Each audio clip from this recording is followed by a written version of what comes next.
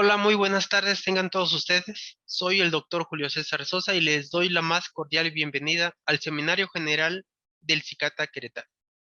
El invitado del día de hoy es el doctor Jorge Adalberto Huerta Ruelas. Él es físico teórico y maestro por la Facultad de Ciencias de la Universidad Autónoma de San Luis Potosí. Es doctor en Ingeniería Eléctrica por la Facultad de Ingeniería de la misma universidad. Realizó una estancia postdoctoral por el Departamento de Ciencias y Tecnología de los Alimentos de la Universidad Estatal de Oregón en Estados Unidos. Trabajó en aplicaciones de técnicas ópticas en procesos relacionados con alimentos. En los últimos 5 años ha realizado 20 publicaciones científicas y ha formado a 30 estudiantes de licenciatura, maestría y doctorado en su trayectoria científica. Actualmente es profesor titular y decano del CICATA Querétaro. Su línea de investigación se centra en el desarrollo de sistemas de medición ópticos para aplicaciones en la investigación y el control de procesos industriales. Esto incluye la instrumentación, el diseño optomecánico y la programación. Recientemente ha incorporado a los sistemas que desarrolla algoritmos de inteligencia artificial y técnicas de control difuso en temas de interés médico. El día de hoy nos va a hablar de la relación del desarrollo social con la evolución de la educación y la investigación tecnológica. Al finalizar, como siempre, tendremos una sesión de preguntas y respuestas. Adelante, profesor, por favor. Muchas gracias, Julio, por la presentación y bienvenidos a toda la comunidad del Centro de Investigación en Ciencia Aplicada y Tecnología Avanzada del Instituto Politécnico Nacional, Unidad Querétaro. Empezaré tratándoles de explicar cuál fue la motivación de esta charla. Las primeras motivaciones sí estuvieron, digamos, por las últimas actividades que hemos tenido sobre los festejos del 25 aniversario y también los festejos que se han realizado por el 85 aniversario del Instituto Politécnico Nacional. Y bueno, la titulé La relación del desarrollo social con la evolución de la educación y la investigación tecnológica. Algo que suena lógico, suena convincente, pero que en la práctica, digamos que no todos lo tenemos muy presente. Quizá primordialmente la gente que gobierna, los políticos que eventualmente tienen que definir el dinero que se destina a la educación, el dinero que se destina al desarrollo tecnológico. Entonces voy a intentar hacer como una análisis desde el punto de vista histórico de cómo es que la humanidad se ha desarrollado en diferentes lugares del mundo gracias a que culturalmente ha tenido la posibilidad de educar a las personas o a los miembros de su sociedad y han tenido la posibilidad de aplicar el conocimiento para mejorar la calidad de vida. Y bueno, dentro de las motivaciones hubo más, aparte de los festejos, y le voy a mencionar algunas.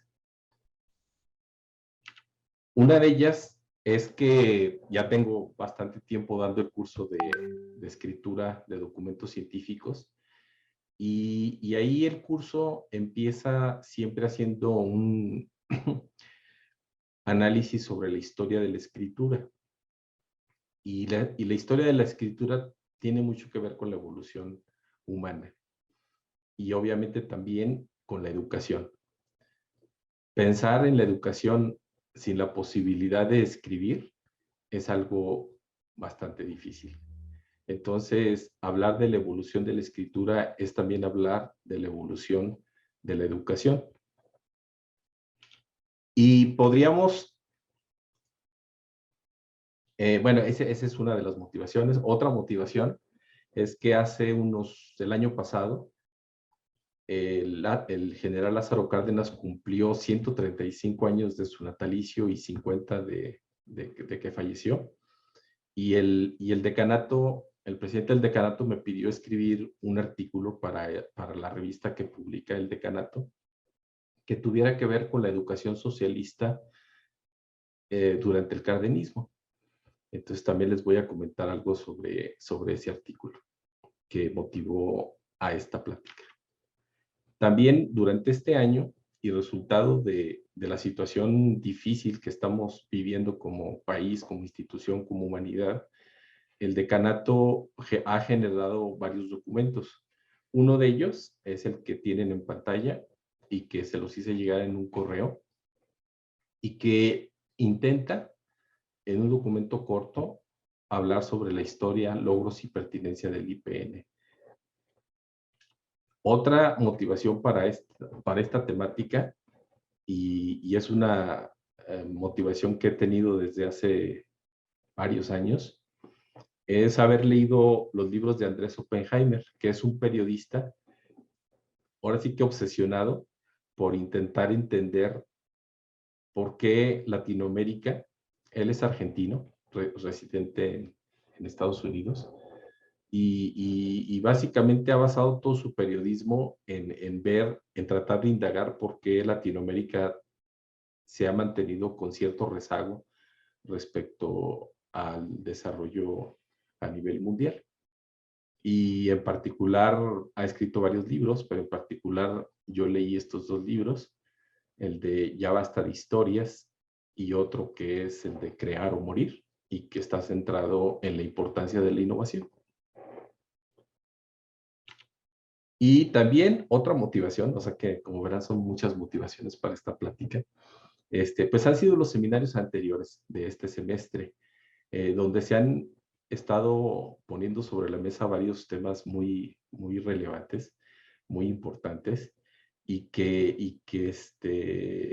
pongamos como ejemplo el caso del último de Regina, que estaba centrado sobre la salud, concepto muy interesante sobre lo que es una salud y no verlo como mi salud.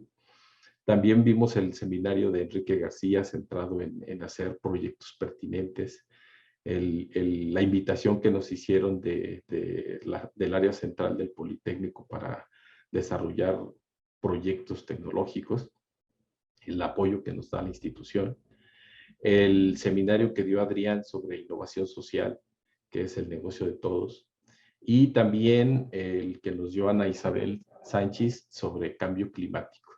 Entonces, todos ellos considero que tienen mucho que ver con el desarrollo social y por lo tanto, pues algunos de los aspectos que ellos tocaron voy a tratar de retomarlos. Y finalmente, la última motivación es que nuestro compañero Alejandro Lozano está en estancia sabática y ahora tengo la responsabilidad de, junto con un comité, de revisar sus reportes, y él está trabajando sobre un tema muy, muy importante que tiene que ver cómo es que las universidades muy reconocidas a nivel internacional se están centrando en las universidades más prestigiosas de Estados Unidos y algunas que están en países que también están desarrollándose mucho, ¿no? Como en China, Japón y España.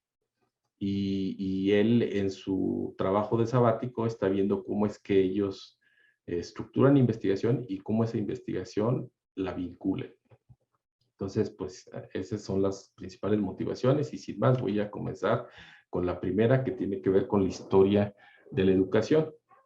Y bueno, aquí tenemos una fotografía de Atenas, donde sabemos que la cultura en Grecia floreció gracias a que lograron tener un cierto nivel de autosuficiencia alimentaria que les permitió que ciertas partes de la población, sí privilegiadas, tuvieran, digamos, la posibilidad de dedicarse exclusivamente a generar conocimiento y a educar a algunos cuantos dentro de la sociedad. Y esas son condiciones que son necesarias y que en varias culturas que no se han podido desarrollar no es posible conjuntar esas condiciones en las que nos podamos dar el lujo, como podríamos eventualmente pensar los que nos dedicamos a la educación, en el que nosotros no producimos riqueza, como alguna vez nos lo comenta Enrique, riqueza pensada en términos monetarios, sí, mucha riqueza en otros términos, pero donde la riqueza se produce primordialmente en el sector productivo, llámese en las industrias, llámese en el campo, y eso, y el que haya personas que se dediquen a la educación, pues es una condición muy importante para el desarrollo social, y es algo que México está logrando. También podemos revisar todas las culturas, cómo ha ido su florecimiento.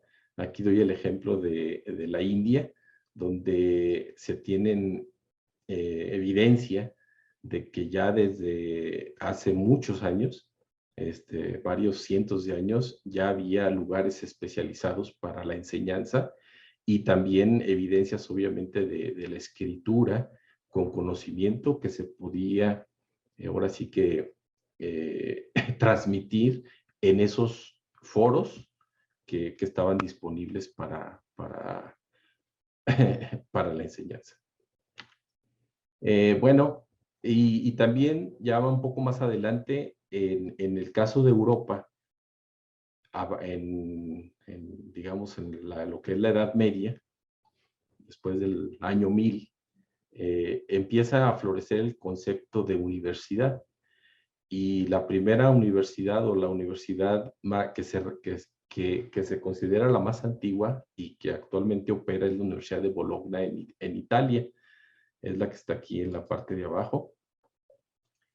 Y bueno, hay otras universidades igualmente reconocidas como esa, una universidad en España, la Sorbona en París, la Universidad de Oxford en Inglaterra. Y esas universidades, ese concepto de universidad, pues fue de alguna manera único ya en lo que fue Europa, porque implicaba tener estudios de alto nivel o donde la gente se dedicaba únicamente a aprender y donde se empezaron a generar reconocimientos sociales, llámese grados, ¿sí? Como un reconocimiento a ese proceso educativo. Y bueno, ya más próximo, pensando en la primera revolución industrial, que nace primordialmente en Inglaterra, pero que se disemina rápidamente en Europa y que podemos fácilmente conectar con el avance que hubo en el concepto de universidad, donde ya había espacios para que las personas pudieran aprender y pudieran aplicar ese conocimiento para mejorar las condiciones de vida. Dicho de otra manera, desarrollo social.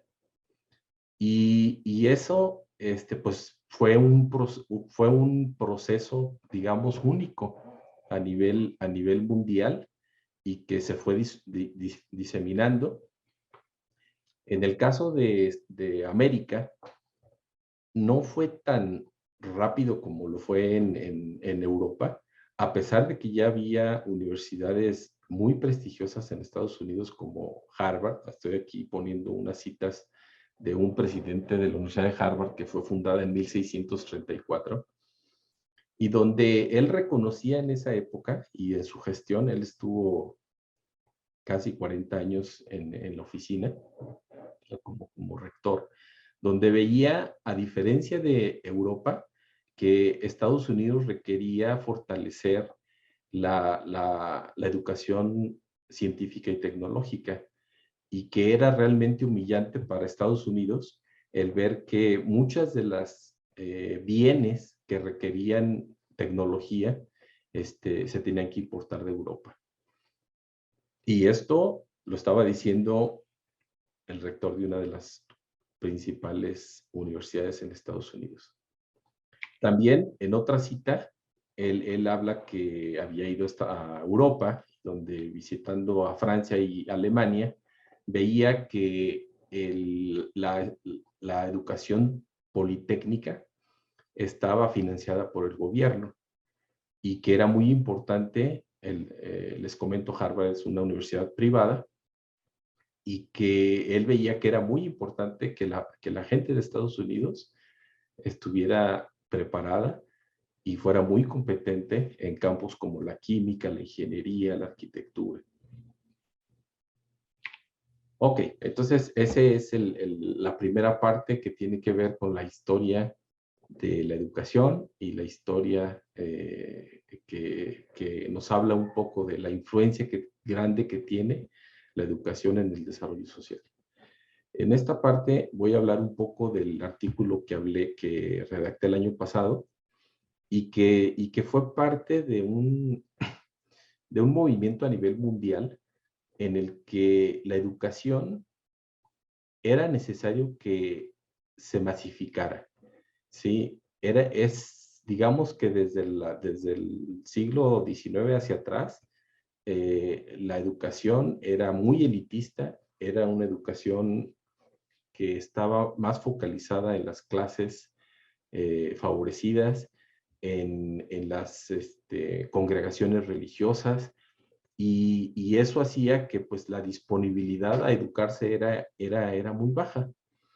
Y eso, Lázaro Cárdenas tenía mucha sensibilidad en términos de qué era lo que requería el país. Durante la época de la Revolución, él viajó mucho por el país y se dio cuenta ahora sí, de todas las carencias de la población, y veía que era fundamental erradicar el analfabetismo y aplicar técnica para mejorar a las condiciones de vida. Y bueno, en este artículo se hace un análisis un poco de cómo empieza la educación socialista en México. Recordemos, hemos visto hace poco la noticia de que apenas estamos festejando 100 años del sistema de educación pública en México. Entonces, si eso lo comparamos con la evolución de la educación que se tuvo en Europa o en Estados Unidos, pues digamos que arrancamos un poco tarde en términos de esa actividad tan importante que la sociedad requiere para su desarrollo. Y en esta fotografía se ve cómo hubo algo que le llamaron misiones culturales. Fueron las primeras actividades que desarrolló la Secretaría de Educación Pública, y donde se empezó a llevar actividades de enseñanza al medio rural. Antes las oportunidades de educación estaban centradas en las ciudades, y aparte eran muy limitadas y de corte privado. También en el artículo hablamos sobre cómo durante el proceso de nacionalización de los bienes de la iglesia que se dedicaban a la educación, pues hubo un proceso en el que hubo una confrontación muy fuerte entre los poderes de la iglesia y los poderes del gobierno. Y eso, digamos, se dio al final de la revolución. Bueno, en realidad fue desde la guerra de reforma, ¿no? Pero se agudizó mucho después de la revolución. Y fue hasta cuando llegó el general Lázaro Cárdenas donde hubo una especie de conciliación entre el Estado y la Iglesia, y de esa manera se pudo tener como dos sistemas en paralelo, ¿sí? La educación privada y la educación pública. Y el Politécnico, pues es parte de ese esfuerzo, que el gobierno toma esa responsabilidad y empieza a generar educación con fondos públicos. Y bueno, hubo dentro del desarrollo de esta educación socialista, pues hubo mucha influencia también del exterior. Ya les decía yo que esto era un movimiento a nivel internacional, y en la guerra civil también que hubo en España, pues el Politécnico tuvo pues vamos a llamarle, que en este caso fue fortuna, de integrar varios profesores que fueron exiliados, ¿sí? de España, y que ya España en aquel entonces tenía un desarrollo en cuanto a ciencia y tecnología bastante mayor que México. Entonces, este exilio favoreció a algunas escuelas del Politécnico, en especial a la Escuela Nacional de Ciencias Biológicas. Muy bien, ahora voy a hablar un poco sobre el documento que se emitió en este año sobre la historia, logros y pertenencias del IPN. En este documento, que tiene este contenido, es un documento de 18 páginas en realidad, que tiene un anexo. Es un muy buen resumen que les recomiendo revisar y leer. Y voy a citar solamente algunos párrafos de este documento. En la introducción podemos ver cuál es la motivación para realizar el documento, ¿no? Donde en el párrafo en amarillo habla de que el cuerpo colegiado de maestros decanos vio la necesidad de generar un documento que sensibilizara a los integrantes de la comunidad sobre cómo enfrentar con corresponsabilidad esta transición que el Politécnico y en general el mundo está viviendo, de manera que el Politécnico haga su mejor trabajo, colabore en la edificación de un futuro innovador y que luche por un reconocimiento internacional como una institución de excelencia académica para beneficio de su comunidad y del país. En los orígenes, en el capítulo de origen e inicio, ahí podemos ver pues todo lo que es todo el proceso en el que se crea el Politécnico. Y aquí quisiera resaltar una nota que aparece en el Universal cuando se crea en 1936, donde incluyó cuál era el objeto del nuevo instituto, que era producto de las promesas de la revolución en términos de la enseñanza pública, y para ese entonces, pues el Politécnico fue la manifestación más importante en pro de la cultura y del aprovechamiento práctico de las ciencias y de las artes útiles en el México contemporáneo. Luego, en el capítulo de movimientos estudiantiles, también narra los momentos difíciles que el Politécnico tuvo, y uno de ellos sí fue en una huelga que hubo en 1942, donde la enseñanza técnica, que pues era realmente muy reciente, tenía 6 años de creado el Politécnico, adolecía de reconocimiento social y no se reconocía como educación superior. Entonces, eso hizo que hubiera este movimiento estudiantil y fueron momentos bastante difíciles para que el instituto se mantuviera, ahora sí que a flote, ¿no? En esa época se le bajó mucho el recurso. Aquí hablamos de que ya el general Lázaro Cárdenas ya había salido, su sexenio terminó en 1940, entonces de alguna manera se terminó su benefactor y el Politécnico tuvo severa crisis económica, ¿no? Y de reconocimiento. Entonces, afortunadamente se salió adelante de esa crisis. Y finalmente, dentro de este documento, quiero resaltar en el capítulo de expansión y logros, pues aquí también narra cómo fue creciendo el Politécnico, primero en la Ciudad de México y luego después en diferentes partes de la República. Y aquí resalto que las últimas unidades que ha creado el Politécnico han sido unidades en las cuales el modelo ha integrado los 3 niveles de educación y de una manera multidisciplinaria. Entonces, de alguna manera es cómo el Politécnico ha ido generando cada vez mejores unidades para cumplir el fin para el cual fue creado. Y también podría, dentro de los logros, pues ahí se resaltan algunos. Aquí en este párrafo se resalta lo que fue la participación de la exploración petrolera del Politécnico y también en el caso de Laguna Verde, ya sea con algunos proyectos directamente con Politécnico y otros por sus egresados. Y finalmente, dentro del capítulo de pertinencia, quisiera resaltar este último párrafo, lo voy a leer textualmente. me parece muy relevante, dado el tema que hemos tenido continuamente en la mesa de discusión sobre la cuestión del medio ambiente, la cuestión del qué hacer y cómo hacerlo.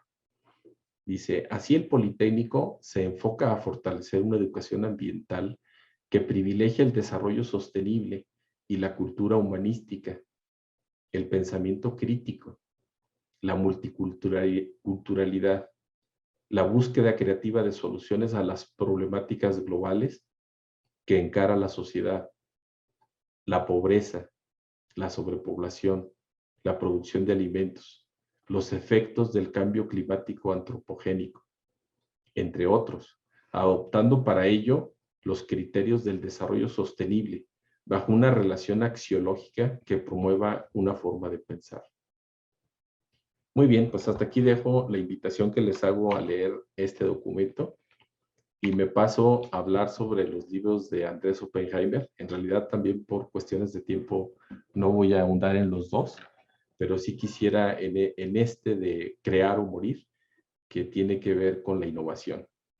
Y el índice, les presento el índice del libro, donde presenta una visión bastante más completa de lo que es la innovación tecnológica, ¿no? Porque habla de la innovación, pero en todos los contextos, ¿no?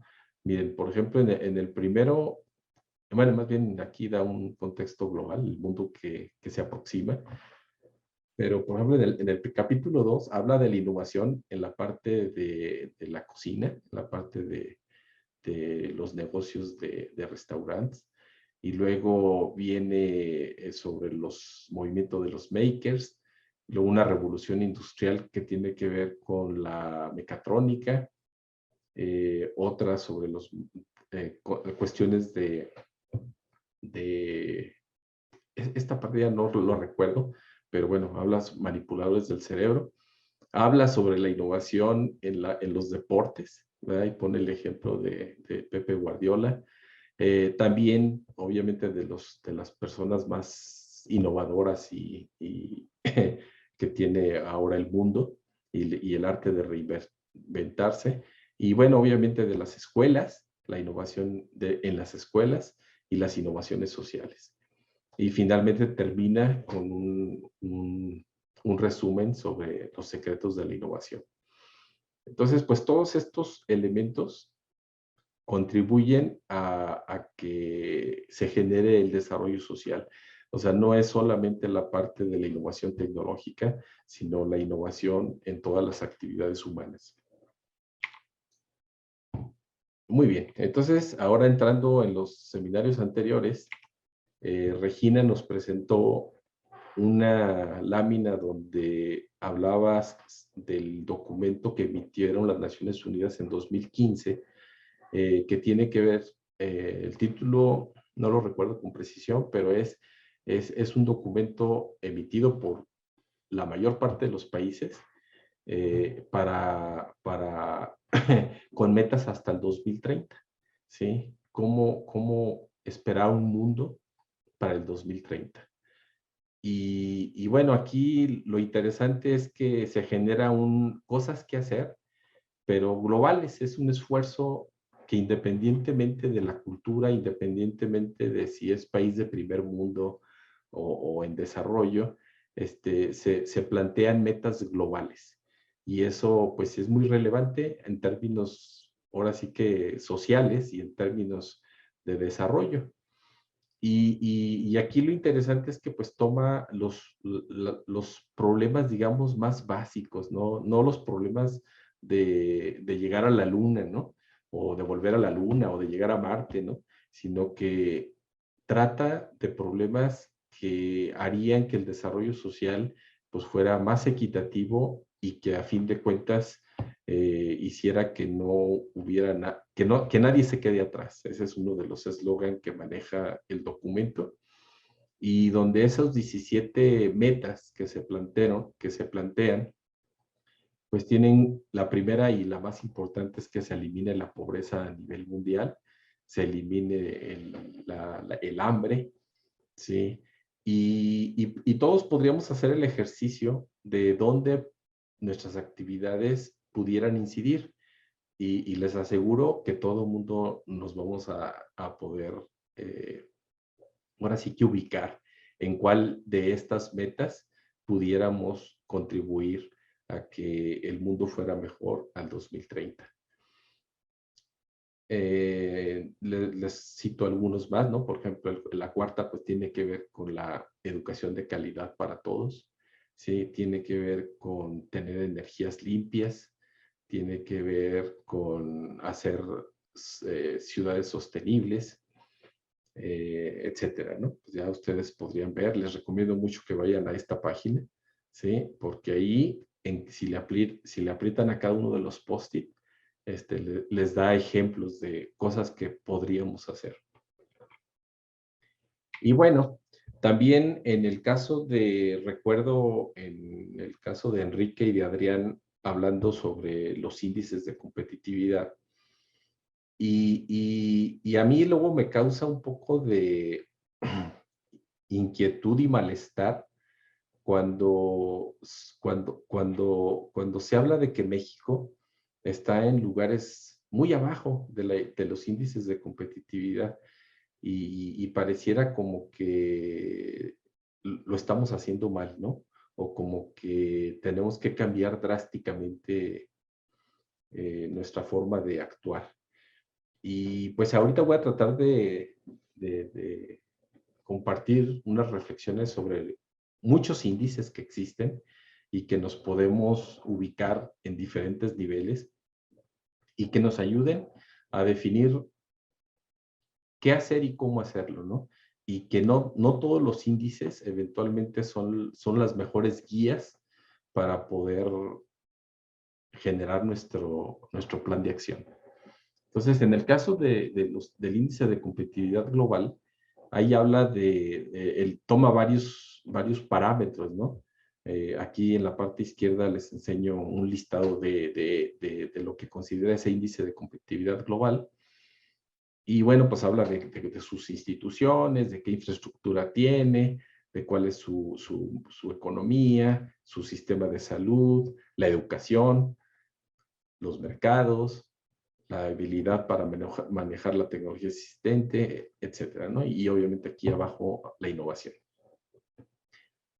Y bueno, aquí ya ni les voy a decir, ya se nos ha contado, pero creo que en este índice del 2019, para esta consultado aquí en la Wikipedia y que todo el mundo lo puede verificar, pues aparecemos por ahí en el lugar 48 y lo que es peor, pues con una flechita roja, ¿no? Que vamos decreciendo, al menos en términos de este índice que considera estos factores.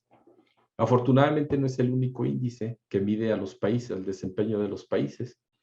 Entonces, en esta es el índice de desarrollo humano, donde en el índice de desarrollo humano, pues se considera sobre todo salud, educación y sí el Producto Interno Bruto.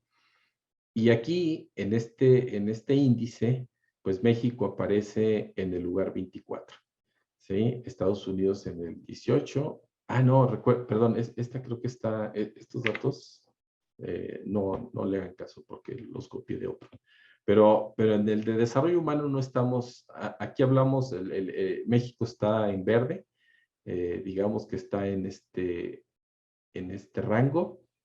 Y bueno, pues aquí se ve que no estamos a la par, al menos en este parámetro, como la mayoría de los países de Europa y Estados Unidos y Canadá. También hay otros indicadores, ¿verdad? El índice de ingreso per cápita, ¿sí? Donde aquí pues ya aparecemos bastante más abajo en la tabla, entonces donde el promedio anda del orden de 10 a 20 mil dólares, ¿sí? Y pues si nos fijáramos en esto, podríamos decir que pues estamos muy, muy mal, ¿no?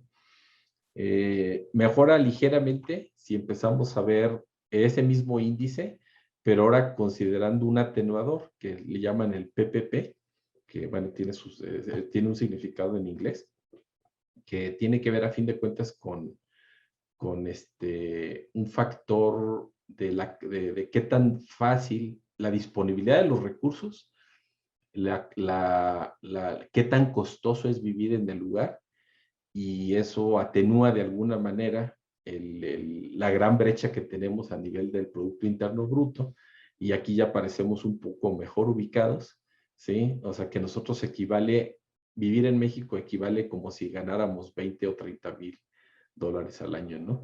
Entonces, pero aún así, pues es estarse fijando solamente en la parte de la riqueza monetaria, ¿sí? Pero hay más índices. Hay otro índice que nos encontramos muy interesante, que le llaman el índice de felicidad. Y ese índice de felicidad que lo desarrolló las Naciones Unidas, considera varios aspectos, ¿no? Como sí el PIB per cápita, pero también considera otros aspectos como la cantidad de apoyos que hay sociales, la esperanza de años de vida, llámese el sector salud, ¿sí? La libertad para tomar decisiones, la generosidad y la percepción de la corrupción. Entonces, aquí pues ya estamos en un lugar mejorcito, ¿eh? Ya estamos en el lugar 24, Estados Unidos está en el lugar 18, o sea que ya prácticamente, inclusive pues aparecemos del mismo color que Estados Unidos. Y bueno, aquí quisiera resaltar el primer lugar y un país de Latinoamérica que aparenta estar en un lugar muy, muy atrás. Entonces, según este índice, Finlandia es el primer lugar, y un caso extremo, Colombia está en el 44 lugar. Y nos podríamos hacer la pregunta, bueno, ante este panorama, si yo tuviera que decidir si vivir en Colombia o en Finlandia, pues podríamos decir, ah, caray, pues creo que me conviene estar en Finlandia, ¿no? Pero si consideramos más elementos, porque pues a fin de cuentas este es un índice que considera estos parámetros, pero si yo agregara otro, como por ejemplo la geografía o el clima, ¿sí? Y yo soy extremadamente friolento, entonces, pues aunque Colombia estuviera en el lugar 44, probablemente, y si yo quisiera jubilarme, por ejemplo, y además tengo una cierta cantidad de recursos, pues de cualquier manera, muy probablemente me convendría irme a Colombia, ¿no? Por el aspecto económico y por el aspecto climático. Ese ejemplo se los quiero comentar como un extremo, ¿no? Como el hecho de que los indicadores, a fin de cuentas, son estadísticas que nos dan un poco de guía para tomar decisiones, pero que a fin de cuentas las decisiones las tenemos que tomar en términos de nuestro caso personal o, en este caso, institucional o como país, ¿verdad? Hablemos de Politécnico o hablemos de México. Y no necesariamente tenemos que pensar en que nuestra industria tiene que ser como la de Japón o nuestra industria tiene que ser como la de Singapur, sino que tenemos que considerar que México tiene ciertas necesidades para el desarrollo social y que eso implica no necesariamente las tecnologías de punta, ¿sí? Vamos a llamarle así, a nivel mundial. Probablemente necesitemos desarrollar tecnologías más acordes, quizá más simples, ¿sí? Que las tecnologías de frontera, vamos a llamarlas así, pero que sí estuvieran enfocadas a la atención de las necesidades más apremiantes sociales. Y bueno, finalmente, dentro de todas las motivaciones que tuve para hablar del tema, en el caso, nada más solamente voy a hablar de una cosa del informe de Alejandro Lozano, y dentro de ese informe había un enlace sobre las 50 universidades que tenían más premios Nobel a nivel mundial. Y bueno, aquí están las primeras 5.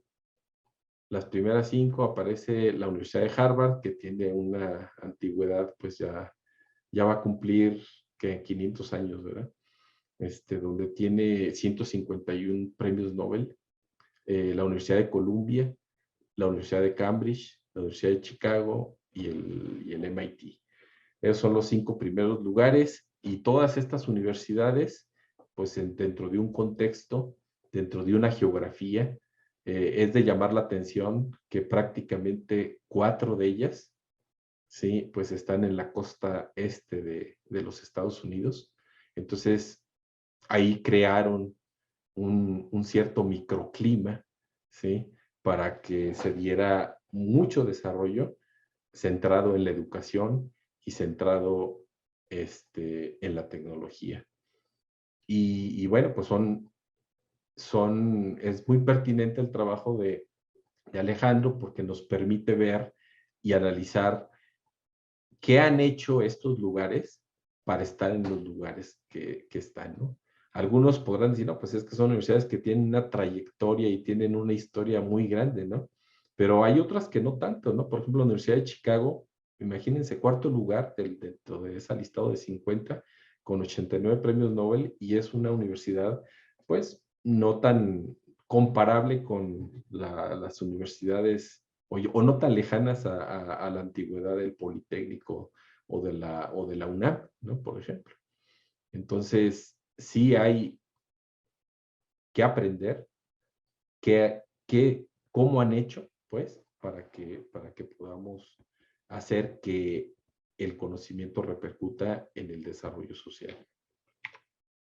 Y bueno, termino diciendo que los principios fundamentales por los que fue creado el Politécnico, que están ahí en esos 3 enunciados, pues fueron muy bien pensados, han estado vigentes durante los 85 años y siguen vigentes para futuro.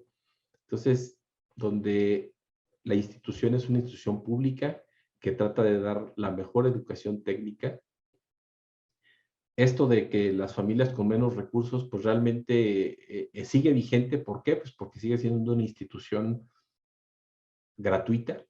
Sin embargo, en sus procesos de admisión, prácticamente el parámetro de recurso económico queda fuera de la ecuación, y donde básicamente se generan o se les da ingreso a los mejores estudiantes.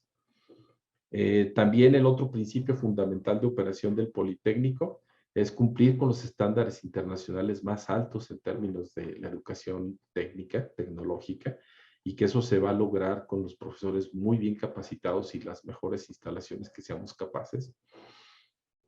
Y que esos técnicos y profesionales que desarrollemos en México, sí explotemos y transformemos esa gran riqueza que se nos ha mencionado de recursos naturales, pero de manera racional, de manera que cuidemos el medio ambiente de manera sustentable.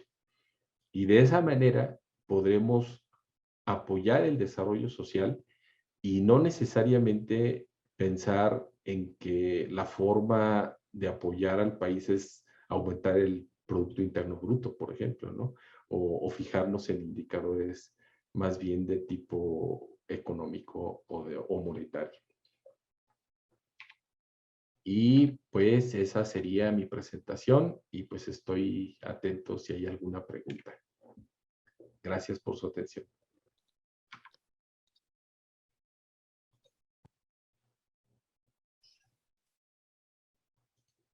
Muchas gracias, doctor. Vamos a pasar a la sesión de preguntas. Muy bien. Aquí tenemos una de José Armando Olvera. Dice, buenas tardes. Dentro de los aspectos sociales que se mencionaron, México es un país muy religioso o católico principalmente, incluso conservador. ¿Cree que este aspecto influye demasiado en el desarrollo de un país? Sí, claro que sí. Y eso ha sido no solo en México, o sea, ha sido prácticamente la influencia, así como lo traté de transmitir en mi presentación, siempre ha estado presente. y no necesariamente para mal. O sea, mucho del desarrollo que si nosotros analizamos, por ejemplo, las universidades jesuitas, ¿sí? Pues han sido las universidades que históricamente han tenido mucho desarrollo científico, ¿sí? Y de muy alto nivel. Y también ha habido desarrollo, obviamente, en las ciencias sociales. Entonces, la coexistencia que ha tenido México en términos de mantener los dos sistemas educativos, en mi opinión, ha sido positiva, ¿sí? Y no necesariamente es algo que haya frenado o frene a una sociedad, ¿sí? Pongamos otro ejemplo. Por ejemplo, el Japón tiene características parecidas en términos religiosos a México y sin embargo no ha detenido el desarrollo social. Sí, ya nos lo platicaba en alguna vez Carlos Casuga cuando visitó el Cicata Querétaro, ¿sí? Y donde hablaba de cómo el alto nivel de religiosidad de los japoneses, pero que la forma de expresión era diferente, ¿sí? Mientras que luego nosotros esperábamos que las cosas nos cayeran del cielo, normalmente los japoneses iban y agradecían lo que se tenía y lo que lograban, ¿no?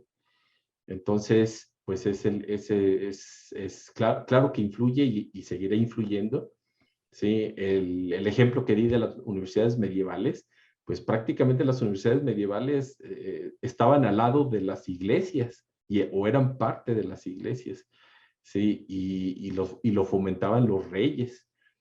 Entonces, mucha de la fortuna que se originaba en las iglesias, pues fue a parar a los sistemas educativos. Y gracias a eso, pues hubo un cierto desarrollo que ya después fue suficiente para que no dependiera de un sistema basado en las iglesias, ¿no? Pero a fin de cuentas, de que han tenido un impacto muy fuerte en el desarrollo social mundial, indudablemente. Gracias, tenemos otra Sí. pregunta. Que Miset Marcos Escobar dice, muy buena plática, muchas gracias. ¿Cuál le cree que son las principales problemáticas sociales que afectan la educación en nivel posgrado en los últimos años en el país? Mm, Problemáticas sociales que afectan a la educación. Estoy tratando y aparte a nivel posgrado, sí, y en los últimos años. No, pues estaba complicado, está complicado el asunto, ¿no? Pero bueno, lo que puedo comentar es que creo que nosotros en posgrado, eh, viendo el sistema educativo a nivel nacional, sí creo que somos los que tenemos la mayor responsabilidad de atender las necesidades sociales por lo siguiente, porque todos los que están en posgrado ya son profesionistas, ya pasaron por todos los niveles, ¿no? Kinder, primaria, secundaria, preparatoria, profesional, ¿sí? Y cuando se desarrolla un proyecto de posgrado, pues ya es un algo adicional que muy bien lo podemos ya focalizar en los problemas sociales, puesto que ya la persona está formada y que ya puede enfrentar una situación concreta con ayuda de nosotros los asesores, ¿no? Y con la infraestructura que el instituto les provee. Entonces, ¿cuáles problemas sociales podemos resolver?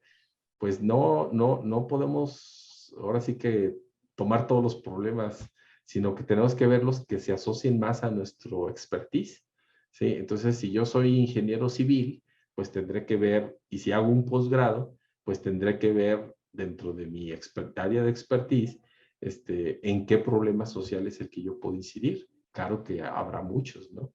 Simplemente pues la calidad de los caminos está directamente asociado a bienestar, y ahí podré incidir en mi proyecto, ¿no? Y podremos dar ejemplos para cualquier profesión, ¿no? Si soy biólogo, si soy químico, ya veré, tendré yo que hacerme la pregunta y decir, bueno, México, ¿qué adolece en particular, ¿verdad? Pensando en que el Politécnico es la institución del Estado mexicano, aunque siempre debemos de tener también una visión, pues ahora sí que holística, ¿no? Una visión integral, universal, y considerar este asunto el medio ambiente y de la sustentabilidad a nivel global, ¿no? Del mundo. Muy bien. Muchas Eso es lo que gracias. yo podría decir. Muchas gracias. Tenemos otra pregunta de Judith Rivera. También agradece por compartir la información tan interesante. Y pregunta, ¿cuál es la esperanza que tiene el IPN en sus estudiantes sobre el desarrollo de tecnología en el país? Pues muchísima esperanza. Es el Politécnico, dentro de sus 85 años de existencia, pues ha generado ya más de 1 millón de egresados. Y esa infraestructura que ha desarrollado durante esos 85 años, pues lo ponen en una posición de alta responsabilidad, pero también muy privilegiada. Y en el que yo soy ferviente creyente tanto del CICATA como del Politécnico, que lo mejor está por venir, ¿sí? El llegar a donde estamos fue mucho picar piedra, ¿sí? Pensar desde los primeros esfuerzos políticos que hubo para conjuntar a la gente que se dedicaba a la técnica en esta institución, y luego ir creando diferentes centros, diferente infraestructura, hacerse de una planta docente como la que tiene el Politécnico. Sí, entonces el futuro bueno, y ahora, y considerando todas las necesidades que se están generando tecnológicas por el crecimiento acelerado a nivel mundial, pues nos pone en un lugar donde hay mucho que hacer y además con muchas capacidades para hacerlo. Entonces, pues esa es la tarea que tenemos todos. Muchas gracias. Tenemos otra pregunta. Luis Salgado dice, buenas tardes. Dice, la mayoría de las universidades top son privadas de alto costo. ¿Usted cree que es un factor que tiene que ver con el hecho de que generan gran desarrollo científico?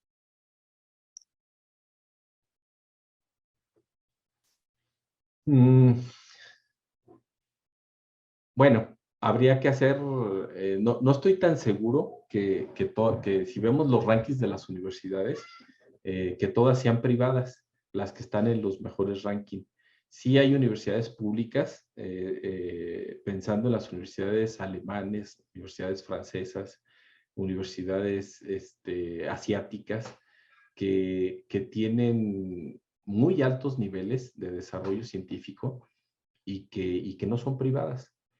Entonces, me parece que no es una condición o no es un pretexto, vamos a llamarle así, para nosotros, el decir que por ser públicos y que eventualmente no podamos tener la suficiente dinero para hacer la inversión, el que no podamos estar en el top, ¿sí? Yo creo que es posible, ¿sí? Hay universidades que así lo son, y pues no es una alimentación para nosotros como Politécnico, definitivamente.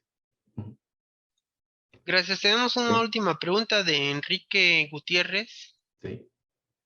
Este dice, desde tu punto de vista como exdirector, investigador y decano actualmente, ¿cómo qué mecanismo propondrías para mejorar la evolución e investigación tecnológica en beneficio del desarrollo social a través de proyectos pertinentes en nuestro centro?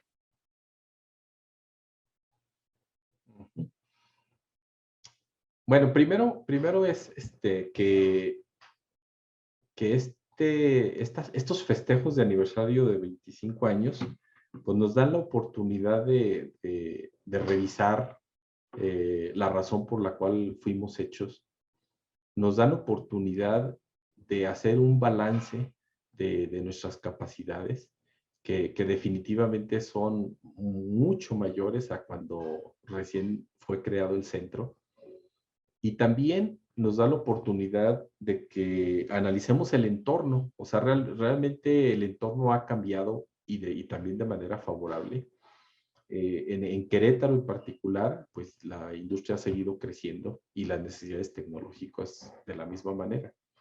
Entonces, creo que hay una evolución, una maduración de todos los elementos que son necesarios para que, para que se den proyectos pertinentes, ¿sí? De las que nos hablabas en tu seminario. Es cuestión de que cada uno de nosotros como investigadores y con el apoyo de nuestros estudiantes podamos enfrentar esos retos. Y eso le veo muchas posibilidades. Quizá una cosa que yo fomentaría es que el Politécnico, a pesar de que los sistemas de promoción son basados en producción científica, y que consideran los patentes y los desarrollos con la industria, la verdad es que ese camino no está igualmente reconocido.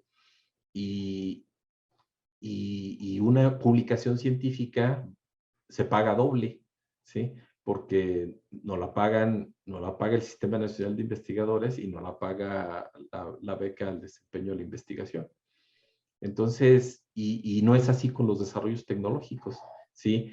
Aunque digan los reglamentos, tanto del SNI como lo de ERI, que se reconoce, no es tan cierto, ¿no? Entonces, una idea así súper radical es que prácticamente, pues que no hubiera pagos dobles, ¿no? Y que la investigación básica se reconociera mediante el SNI y el desarrollo tecnológico se reconociera como una beca al desempeño a la investigación, y evitando los pagos dobles, ¿no? Pues básicamente, ¿no? Pero yo auguro muy buenas condiciones para que sí el centro y el Politécnico cada vez logren o consoliden la misión para la cual han sido creados. Pues gracias. Aprovechando que tenemos todavía 2 minutos, voy a hacer otra pregunta. Actualmente hemos hablado mucho de lo que es la infodemia. O sea, antes carecíamos de información, por así decirlo. Ahora tenemos una gran cantidad de información por la internet. Entonces tenemos este problema de lo que es la infodemia, la gran cantidad de información, dónde buscar, y de presuntos, incluso presuntos especialistas. Cualquier persona o periodista dice, ya soy especialista en esto, si lee 2, 3 trabajos, etcétera. Sí. Esto nos afecta, no nos afecta, y desde un punto de vista de la investigación, ¿qué nos recomiendas hacer o recomendar a los estudiantes sobre las fuentes de información? Sí, muchas gracias, Julio, por tu pregunta. Definitivamente hay mucho que hacer. Tenemos que contribuir, no podemos dejar que luego esa malinformación prolifere, ¿sí? Si nosotros somos la institución que tiene que el privilegio de poder discernir lo que es bueno y lo que es malo en términos de información, creo que esa es una de las habilidades que más requerimos como estudiantes, como investigadores, el poder discriminar qué sirve y qué no. Bueno, esa capacidad se la tenemos que proporcionar a la sociedad, primordialmente a nuestros gobernantes, ¿no?